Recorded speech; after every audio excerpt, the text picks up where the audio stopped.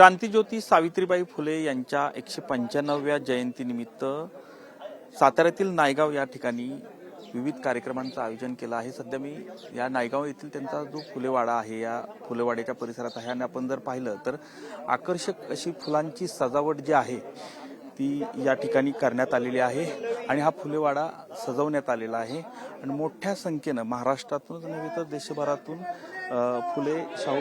फुलेंच्या वर जे कोणी प्रेम करणारे आहेत हे सर्वजण या ठिकाणी आज आवर्जून भेट देत आहेत। आज अभिवादन करण्यासाठी या ठिकाणी येत आहेत।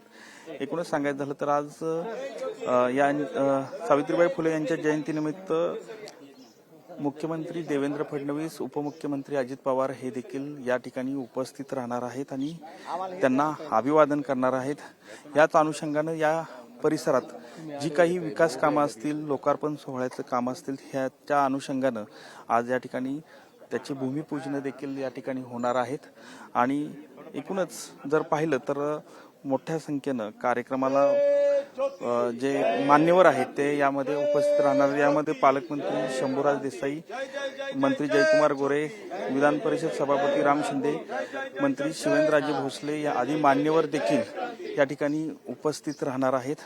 आणि आज जर पाहिलं तर अभिवादन करण्यासाठी मोठ्या संख्येनं फुलेप्रेमी जे आहेत ते या परिसरात आलेले आहेत आणि आज भव्य असं कार्यक्रमांचं नियोजन जे आहे ते या ठिकाणी आपल्याला आज केलेलं पाहायला मिळतंय। कॅमेरामन सुशांतसह संतोष नारोडे, TV9 मराठी, नायगाव, सातारा।